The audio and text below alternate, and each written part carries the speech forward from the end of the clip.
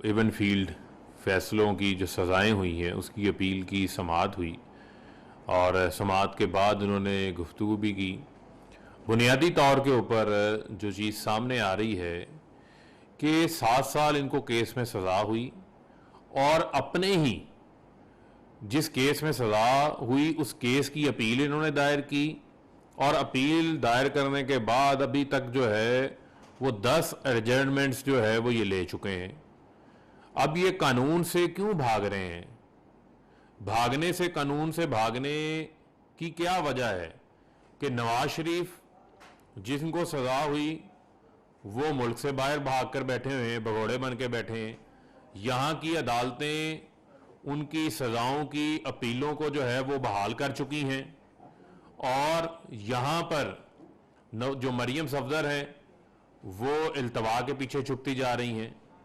तो आज 10 बार जो है वो इल्तवा ली जा चुकी है और अपना ही केस, जिस केस में इनको सज़ा हुई है उसी केस पे इन्होंने खुद की अपीलें दायर की हैं। तो बुनियादी तौर के ऊपर ये समझ आती है कि ये अपने केसेस को डिले करना चाहते हैं, इल्तवा के पीछे जो है वो छुपना चाहते हैं और पूरी कौम जानती है कि ये वही केस है जिस केस में ये कतरी खत सामने लेकर आए थे और कतरी खत के जरिए इन्होंने अपना मजाक बनवाया था। किसी किस्म की कोई रसीद जो है वो इनके पास मौजूद नहीं थी और एवन फील्ड के जो महलात हैं उनकी बेनिफिशियल ऑनर जो है वो मरियम सफदर थी।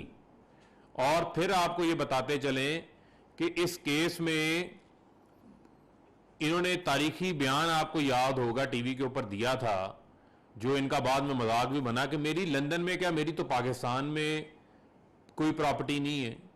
तो ये वो तमाम तर चीज़ें हैं जिसके ऊपर ये एहतसाब के अमल को ये इंतकाम के तौर के ऊपर पेश करना शुरू कर देते हैं और उसमें ये छुपना चाहते हैं, ये कौम को ये बताना चाहते हैं कि इक़्तिदार में आओ, माल बनाओ और उसके बाद जो है वो इंतकाम का शोर शराबा डालना शुरू कर दो।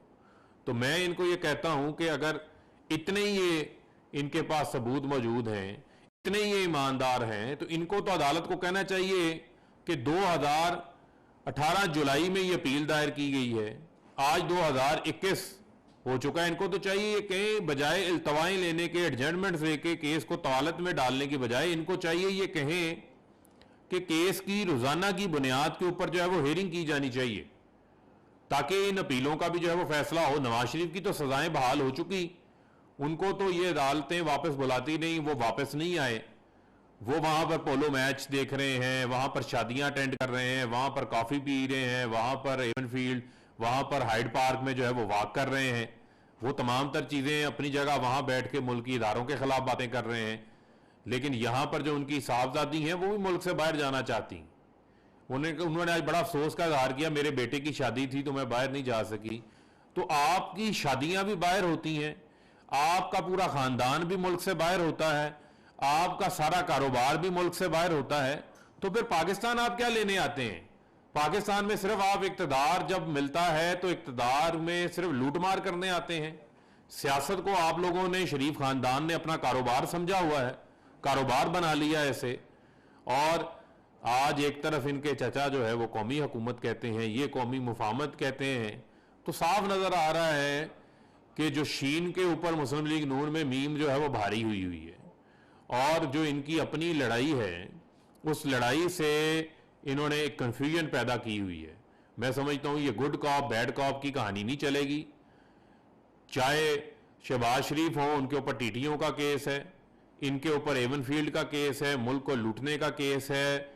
दोनों हाथों से मुल्क को जो है वो लूटा है। और मैं समझता हूं कि जो अब इनका रास्ता है वो यही रास्ता है कि इनका कड़ा एहतसाब भी होना है और इनकी जो सजाएं हैं वो सजाएं, मैं समझता हूं कि पाकिस्तान की आवाम ये चाहते हैं कि जिन्होंने भी मुल्क को लूटा है उसको जो है वो सजा होनी चाहिए। और मौजूदा हुकूमत का किसी किस्म का भी, जो ये बार बार बात करते हैं मीडिया के हवाले से, मौजूदा हुकूमत मीडिया की आज़ादी पे भी यकीन रखती है, मीडिया की डेवलपमेंट पे काम कर रही है। और जो मीडिया वर्कर्स हैं उन मीडिया वर्कर्स के एहतसाल को भी जो है वो रोकना चाहती है। यही हुकूमत है जो कि मीडिया प्रोटेक्शन बिल तमाम सहाफ़ियों के साथ मिल के पार्लियामेंट के अंदर लेकर आई है, जो कि बिलावल जिस कमेटी के सरबराह इंसानी हकूक़ की, वहाँ पर पिछले 3 माह से पड़ा है, पास होगा तो उससे भी मीडिया की जो वर्कर्स हैं, जर्नलिस्ट हैं, उनकी प्रोटेक्शन को जो है उस कानून के ज़रिए एक तहफ़्फ़ुज़ जो है वो उनको फराहम किया जाएगा। और इन सब के लिए मेरा यही पैगाम है कि आप लोगों ने जो मुल्क को लूटा है, जो लूटमार की है, उस लूटमार का जो है वो आपको हिसाब देना पड़ेगा। और अब हम आपको मजीद इल्तवाओं के पीछे जो है वो नहीं छुपने देना चाहते, और जुर्रत करें, कहें अदालत को कि रोज़ाना की बुनियाद के ऊपर इन केसेस की जो है वो समाअत करें।